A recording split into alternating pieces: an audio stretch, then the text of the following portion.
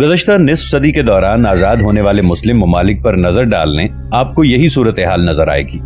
ان ممالک میں نہ نظام بدلا ہے، نہ معاشرتی زندگی میں کوئی فرق آیا ہے اور نہ حکمران طبقہ تبدیل ہوا ہے، اور یہ مسلم ممالک انقلاب کے ایک ایسے عجیب و غریب تصور سے روشناس ہوئے ہیں کہ قومی اور معاشرتی زندگی میں کوئی عملی تبدیلی آئے بغیر ان پر آزادی اور انقلاب کا خوشنما لیبل چسپاں کر دیا گیا ہے۔ خدا جانے کہ ایسے موقع پر میرے ذہن میں شراب کی بوتل پر زمزم کا لیبل کا محاورہ بار بار کیوں گردش کر رہا ہے؟ شاید اس لیے کہ ابھی تک اس کے علاوہ کسی اور عملی تبدیلی کا ادراک نہیں کر پایا۔ بہرحال وسطی ایشیا کی مسلم ریاستوں کی آزادی بھی اس عمل کا تسلسل ہے جس سے اکثر مسلم ممالک گزشتہ نصف صدی کے دوران دوچار ہو چکے ہیں، اور یہ بات دن بدن اور زیادہ واضح ہوتی جا رہی ہے کہ افغانستان کے مسئلے پر جنیوا مذاکرات کے دوران روس اور امریکہ کے درمیان اس بات پر خفیہ مفاہمت ہو گئی تھی کہ اگر وسطی ایشیا کے معاملات کو کابل میں اسلامی نظریاتی حکومت کے قیام و استحکام کے بعد تک مؤخر کر دیا گیا تو وسطی ایشیا کی مسلم ریاستوں میں آزادی کا عمل مذہبی اور نظریاتی حوالوں سے منظم ہوگا، جو امریکہ اور روس دونوں کے لیے خطرناک ہوگا۔ اس لیے کابل پر مجاہدین کی حکومت قائم ہونے سے پہلے ہی وسطی ایشیا کے مسلم ممالک کے عوام کو آزادی کا لالی پاپ دے دیا جائے تاکہ سیکولر نظام اور سیکولر حکومتوں کا تسلسل قائم ہو سکے۔ ابو عمار کہتے ہیں کہ سوویت یونین کی شکست و ریخت کے بعد دنیا بھر میں پھیلے ہوئے کمیونزم کے تار و پود بکھرے تو اس عمل سے صومالیہ بھی متاثر ہوا، جو افریقہ کا ایک مسلمان ملک ہے۔ آبادی 1 کروڑ سے زائد بیان کی جاتی ہے اور یہ ملک کئی اعتبار سے افغانستان سے مشابہت رکھتا ہے، اس لحاظ سے بھی کہ صومالیہ مشرقی افریقہ میں داخلے کا دروازہ ہے اور اس کی بندرگاہ مقدشو کو علاقے میں کلیدی حیثیت حاصل ہے، اور اس طور پر بھی کہ آبادی کی غالب اکثریت مسلمان ہے جس کی اسلام کے ساتھ وابستگی اس قدر گہری ہے کہ مسیحی تبلیغ کے مشنری ادارے اس خطے کے مسلمانوں کو عیسائی بنانے میں واضح ناکامی محسوس کرتے ہوئے اپنے کئی مشن بند کرنے پر مجبور ہوئے ہیں۔ پھر افغانستان کی طرح صومالیہ کا معاشرہ بھی قبائلی طرز کا ہے جس میں باہمی کشمکش بسا اوقات خانہ جنگی کی افسوسناک صورت اختیار کر لیتی ہے، اور سب سے بڑھ کر صومالیہ کے علماء بھی ہتھیار آشنا ہیں اور حالیہ کشمکش میں ان کے کئی مسلح گروپ برسر پیکار ہیں۔ صومالیہ غلامی کے دور میں 3 حصوں میں تقسیم تھا، ایک پر برطانیہ کی عملداری تھی، دوسرا حصہ فرانس کے قبضے میں تھا، جبکہ تیسرے پر اٹلی کی آقائی کا پرچم لہرا رہا تھا۔ آزادی کے بعد برطانوی اور صومالی لینڈ نے مشترکہ جمہوریت قائم کر لی، جبکہ فرانسیسی صومالیہ بدستور الگ حیثیت رکھتا ہے۔ صومالیہ کا اکثر علاقہ بنجر ہے، کچھ حصہ کاشت ہوتا ہے، کیلا زیادہ پیدا ہوتا ہے، مویشیوں اور کھالوں کی تجارت بھی ہوتی ہے، اور اب کچھ معدنی ذخائر اور تیل کا سراغ لگا ہے جو ابھی تحقیقی اور تجزیے کے مراحل میں ہے۔ جہاد افغانستان کے ہاتھوں سوویت یونین کی پسپائی کے وقت صومالیہ پر سید بارے کی حکومت تھی، جو بائیں بازو کے لیڈر اور مشرقی افریقہ میں روسی مفادات کے نگہبان کے طور پر متعارف ہیں۔ قلعہ جب تک مضبوط رہا ان کی حکمرانی کا سکہ چلتا رہا، مگر سوویت یونین کے منظر سے ہٹ جانے کے بعد سید بارے کے لیے بھی اقتدار کو برقرار رکھنا مشکل ہو گیا اور صومالیہ خانہ جنگی کی راہ پر چل پڑا۔ خانہ جنگی میں سید بارے کی فوج کے ایک بڑے افسر جنرل محمد فرا عدید اور علی محمد نے قوت پکڑی اور اقتدار کی کشمکش نے قبائلی خانہ جنگی کی صورت اختیار کر لی۔ خانہ جنگی نے ملک کی جو تھوڑی بہت پیداوار تھی اسے بھی متاثر کر دیا، جس کے نتیجے میں قحط سالی اور بھوک نے صومالیہ کو لپیٹ میں لے لیا۔ کہا جاتا ہے کہ 3 لاکھ کے لگ بھگ افراد اس خانہ جنگی اور قحط کی بھینٹ چڑھ گئے۔ اقوام متحدہ نے صومالیہ کے عوام کو خانہ جنگی اور قحط کے اثرات سے بچانے کے لیے مداخلت کا فیصلہ کیا اور مشترکہ فوج وہاں اتاری، جس میں پاکستانی فوج کے دستے بھی شامل ہیں۔ اقوام متحدہ کی فوج کو صومالیہ میں جنرل فرا عدید کی مزاحمت کا سامنا کرنا پڑا، جن کا گروپ اس خانہ جنگی میں سب سے بڑے اور طاقتور گروپ کی صورت میں سامنے آیا ہے۔ پاکستان کے فوجی دستوں سے بھی اس گروپ کی جھڑپ ہو چکی ہے، جس کے نتیجے میں طرفین کے متعدد افراد جاں بحق ہوئے ہیں۔ جنرل عدید نے اقوام متحدہ کی فوج کی آمد کو صومالیہ کے معاملات میں امریکی مداخلت قرار دیتے ہوئے اس کی مزاحمت کی اور حالات پر اپنی گرفت قائم رکھنے میں کامیاب رہے، حتیٰ کہ اب امریکہ ان کا وجود تسلیم کرتے ہوئے مذاکرات کی میز پر ان سے مفاہمت کے لیے پیش رفت کر رہا ہے۔ اسی دوران صومالیہ کے مذہبی گروپ بھی متحد ہو گئے جو اس سے قبل الگ الگ متحرک تھے۔ یہ بھی مسلح کشمکش میں شریک ہیں اور اپنی پوزیشن کو بہتر بنانے کے لیے سرگرم عمل ہیں۔ ان کا ہدف یہ ہے کہ صومالیہ کو ایک اسلامی نظریاتی ریاست کی حیثیت دے دی جائے، جبکہ فرا عدید ایک سیکولر اور قوم پرست رہنما ہیں۔ صومالیہ کے مذہبی گروپوں کا موقف یہ ہے کہ اس صورتحال میں پاکستانی فوج کے دستوں کا وہاں بھیجا جانا درست نہیں ہے۔ بالخصوص ایسے حالات میں کہ پاک فوج کو صومالیہ کے مختلف گروپوں کے ساتھ تصادم کے لیے بقول ان کے ایک ایسی حکمت عملی کے تحت استعمال کیا جا رہا ہے جس سے پاکستان کے بارے میں صومالیہ اور افریقہ کے مسلمانوں کا محبت و اعتماد کا رشتہ کمزور ہو رہا ہے اور پاکستان کے بارے میں شکوک و شبہات جنم لے رہے ہیں۔ صومالیہ کے علماء اور دینی رہنماؤں نے اس سلسلے میں پاکستان کی دینی جماعتوں کے قائدین کو پیغامات بھجوائے اور خطوط ارسال کیے کہ ان کے موقف سے آگاہی حاصل کی جائے اور ان کی مشکلات کو کم کرنے میں تعاون کیا جائے۔ اس پس منظر میں 19 نومبر 1993 کو جناب مجیب الرحمان شامی مدیر زندگی لاہور، مولانا عبدالرؤف ملک سیکرٹری جنرل متحدہ علماء کونسل اور مولانا محمد مسعود اظہر سیکرٹری جنرل حرکت الانصار کے ہمراہ نیروبی جانے کا اتفاق ہوا، جہاں ہمارا قیام 3 روز تک رہا۔ ابو عمار کہتے ہیں کہ نیروبی مشرقی افریقہ کے ملک کینیا کا دارالحکومت ہے جو صومالیہ کے جنوب میں واقع ہے اور صومالیہ کے داخلی حالات مخدوش ہونے کے باعث وہاں سے رابطے کے لیے قریب ترین مرکز کی حیثیت رکھتا ہے۔ ناظرین، آگے بڑھنے سے پہلے کامنٹ سیکشن میں ہمیں اپنی آراء سے ضرور آگاہ کیجیے گا کہ آپ کو ہماری یہ سیریز کیسی لگ رہی ہے۔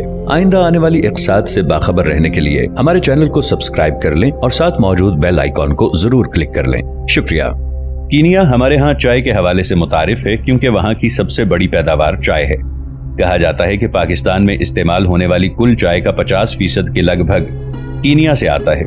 خط استوا کے قریب ہونے کی وجہ سے دن اور رات کا تناسب تقریباً سارا سال یکساں رہتا ہے اور سورج کے طلوع و غروب کے اوقات میں زیادہ فرق نہیں پڑتا، مگر سطح سمندر سے بلندی ہونے کی باعث گرمی زیادہ نہیں پڑتی، معتدل موسم رہتا ہے اور بارش بھی اکثر ہوتی رہتی ہے۔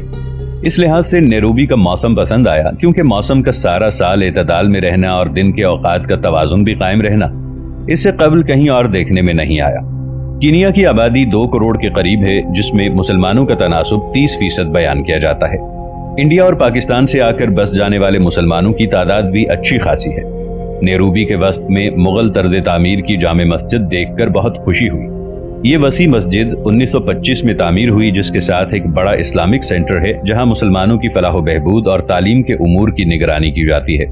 وہیں فیصل آباد کے مولانا مطیع الرسول سے ملاقات ہوئی جو حضرت السید مولانا سید محمد یوسف بنوری رحمۃ اللہ علیہ کے شاگرد ہیں اور ایک عرصے سے نیروبی میں مقیم ہیں، بلکہ اب تو وہاں کے شہری ہیں اور مسلمانوں کی دینی تعلیم، دعوت اسلام اور نوجوانوں کے فلاحی امور کی طرف ہمتن متوجہ رہتے ہیں۔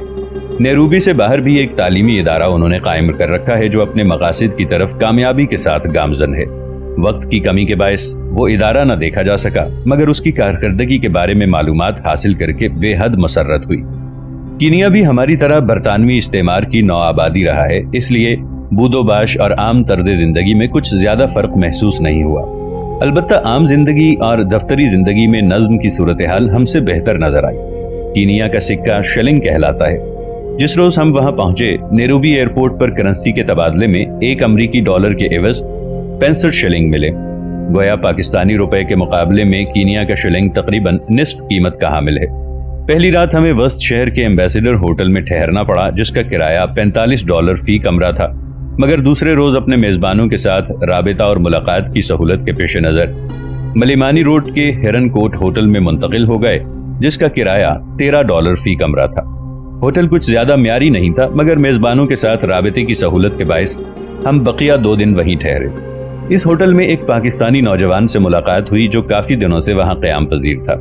اس نے اپنے قیام کا مقصد کاروبار بتایا، مگر معلوم ہوا کہ اس کے علاوہ اور پاکستانی نوجوان بھی ہیں جو بہت دنوں سے اس قسم کے ہوٹلوں میں مقیم ہیں۔ یہ وہ نوجوان ہیں جو امریکہ اور یورپ جانے کے شوق میں ٹریول ایجنٹوں کے ہتھے چڑھ جاتے ہیں جو انہیں مختلف راستوں سے منزل مقصود تک پہنچانے کے لیے فن کا کمال دکھاتے ہیں۔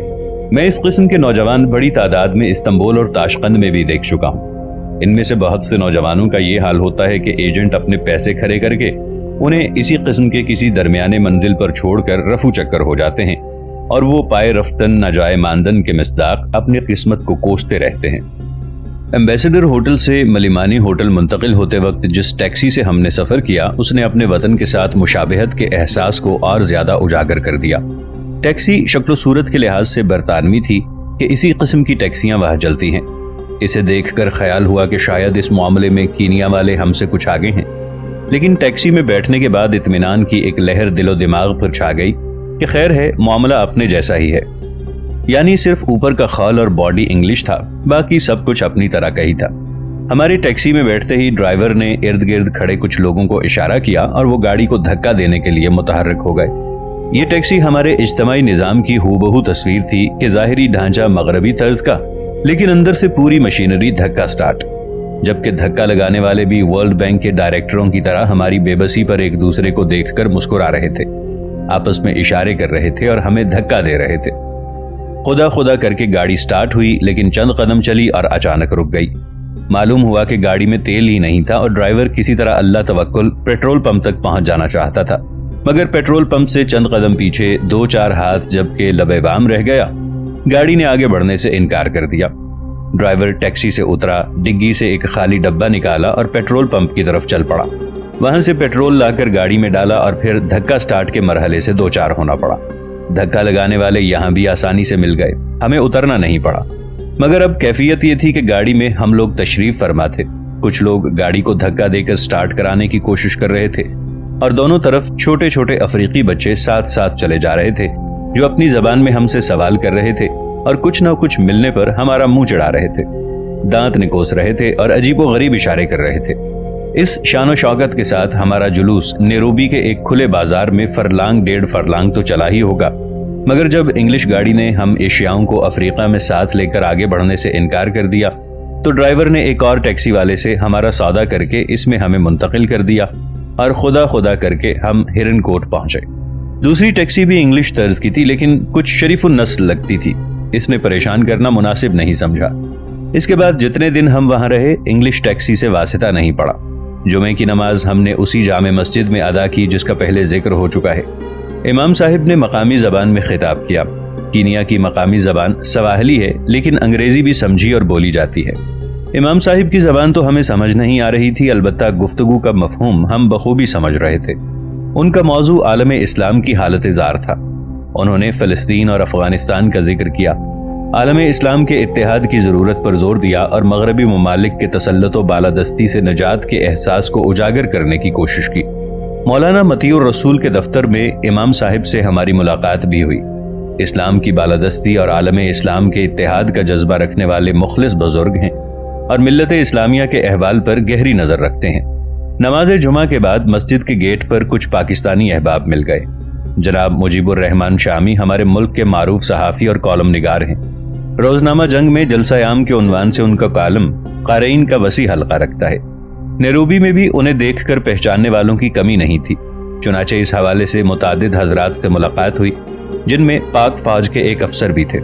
वहीं डॉक्टर फारूक साहिब से मुलाकात हुई, जो गुजरांवाला में हमारे महल्ले एमनाबादी गेट के रहने वाले हैं और एक अरसे से नैरोबी में मुकीम हैं। उनके एक अजीज रिटायर्ड मेजर मोहम्मद अली भट्ट चंद रोज कबल नैरोबी में डाकुओं के हाथों कत्ल हो गए। यहाँ कत्ल और डाकाजनी की वारदातें आम हैं।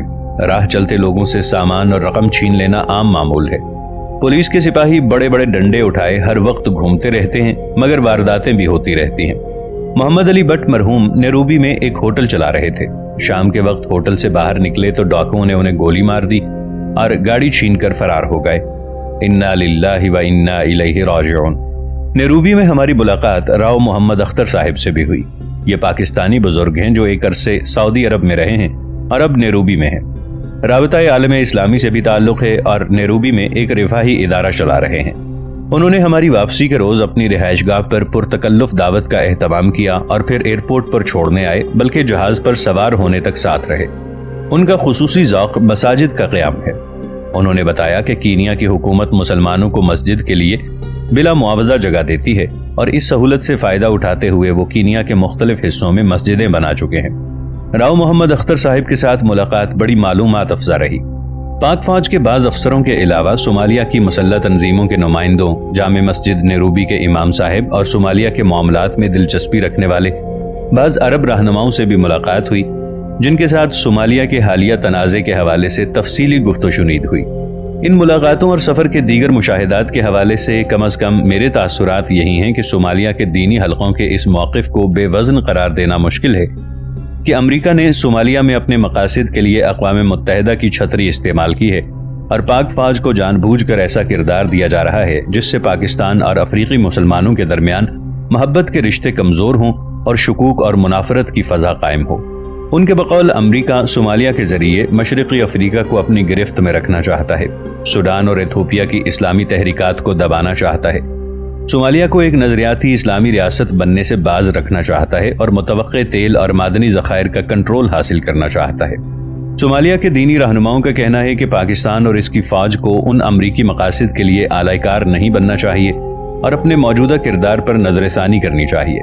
صومالیہ کے دینی رہنماؤں کا یہ موقف سنجیدہ توجہ کا مستحق ہے اور حکومت پاکستان حزب اختلاف اور مذہبی رہنماؤں کو اس صورت کا پوری متانت کے ساتھ جائزہ لینا چاہیے۔ ابو عمار زاہد الراشدی کہتے ہیں کہ افغانستان میں روسی استعمار کے تسلط کے خلاف غیور افغانوں نے جہاد کے مقدس عنوان پر علم بغاوت بلند کیا تو دنیائے اسلام کے دینی حلقوں میں جوش و جذبے کی ایک لہر دوڑ گئی کہ جہاد کا بابرکت عمل جو ایک عرصے سے مغربی استعمار کی سازشوں کے باعث ملت اسلامیہ کی عملی زندگی سے نکل چکا تھا، ایک بار پھر نظریاتی بنیادوں پر سفر نو کا آغاز کر رہا ہے۔ یہی وجہ ہے کہ جہاد افغانستان کے دوران نہ صرف پورے عالم اسلام کے دل افغان مجاہدین کے ساتھ دھڑکے، بلکہ دنیا کے ہر خطے سے پرجوش مسلم نوجوانوں نے افغانستان کی سرزمین پر پہنچ کر اس جہاد میں عملاً حصہ لیا اور اس طرح جہاد افغانستان عالم اسلام کی نظریاتی یکجہتی اور دینی تحریکات میں وحدت و اشتراک کے عنوان کے طور پر دنیا بھر کی توجہات کا مرکز بن گیا۔ جہاد افغانستان کی کامیابی اور کابل میں مجاہدین کی مشترک حکومت کے قیام کے بعد دنیا بھر کی اسلامی تحریکات کو یہ امید تھی کہ اب افغانستان میں ایک نظریاتی اسلامی حکومت قائم ہوگی اور مجاہدین کی جماعتیں اور قائدین مل جل کر افغانستان کی تعمیر نو کے ساتھ ساتھ اسلام کے عادلانہ نظام کا ایک مثالی عملی نمونہ دنیا کے سامنے پیش کریں گے، جو دیگر مسلم ممالک میں نفاذ اسلام کی تحریکات کے عزم و حوصلے میں اضافے کا باعث ہوگا۔ لیکن اے بسا آرزو کے خاک شدہ، بعض افغان رہنماؤں کی ناعاقبت اندیشی اور ہوس اقتدار نے عالم اسلام کی آرزوؤں کا سر بازار خون کر دیا ہے اور کابل کی خوفناک خانہ جنگی نے دنیا بھر کی دینی تحریکات کی امیدوں کو خاک میں ملا دیا ہے۔ یہ درست ہے کہ اس خانہ جنگی کے پس منظر میں بیرونی لابیاں کام کر رہی ہیں اور اس میں بھی کوئی شک نہیں کہ اس وقت دنیا کا واحد ٹھیکیدار امریکہ افغانستان کے مختلف گروپوں کے پاس موجود اسلحے کی بھاری مقدار کو کابل کی مشترکہ کمان کی تحویل میں نہیں دیکھنا چاہتا، کیونکہ اس کے خیال میں اس صورت میں کابل اس قدر طاقتور ہو جائے گا کہ ارد گرد کی دیگر ریاستوں پر اثر انداز ہو سکے گا۔ اس لیے امریکہ اس اسلحے کو خانہ جنگی میں اسی طرح ضائع کرا دینا چاہتا ہے جس طرح اس نے ایران میں اپنا چھوڑا ہوا اسلحہ عراق ایران جنگ کی صورت میں ضائع کرا دیا تھا۔ اسی طرح امریکہ افغانستان میں ایک نظریاتی اسلامی حکومت اور اسلامی نظام کے عملی نفاذ کو بھی برداشت کرنے کے لیے تیار نہیں ہے، کیونکہ یہ سرمایہ دارانہ اور اشتراکی نظاموں کی ناکامی کے بعد عالم اسلام اور اسلام کے عادلانہ اور متوازن فلاحی معاشرے کا آغاز ہوگا جسے آگے بڑھنے سے روکا نہیں جا سکے گا۔ یہی وجہ ہے کہ چند ماہ قبل جنرل رشید دوستم کے دورہ امریکہ کے موقع پر حکمت عملی یہ طے کر لی گئی تھی کہ یا تو جنرل دوستم کے اشتراک کے ساتھ کابل میں ایک ڈھیلی ڈھالی حکومت بنوا دی جائے یا پھر افغانوں کو تقسیم کر کے وسط ایشیا کی 9 آزاد مسلم ریاستوں اور افغانستان کے درمیان ایک نئی بفر اسٹیٹ قائم کر دی جائے تاکہ کابل کی حکومت ان ریاستوں پر اثر انداز نہ ہو سکے۔ یہ ساری باتیں تسلیم، مگر سوال یہ ہے کہ اس سب کچھ کے لیے آلائے کار کون ہے اور امریکہ ان مقاصد کے لیے استعمال کسے کر رہا ہے؟ پروفیسر برہان الدین ربانی، انجینئر حکمت یار اور انجینئر احمد شاہ مسعود اگر اپنے گریبان میں جان کر اس سوال کا جواب تلاش کر سکیں تو یہ ان کا پوری امت پر احسان ہوگا۔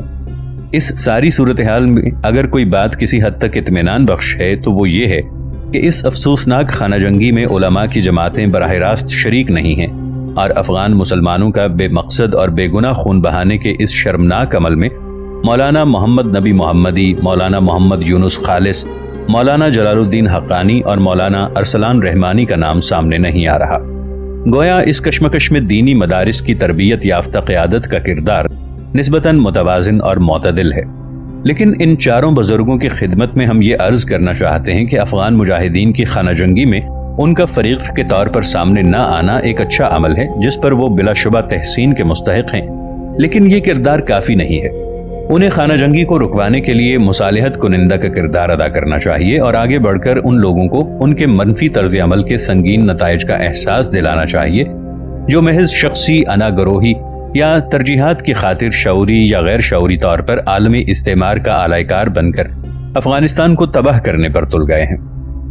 دفاعی بجٹ میں کمی قومی خودکشی کے مترادف، ماہنامہ شریعہ گجرانوالہ مئی 1995۔ ابو عمار الراشدی۔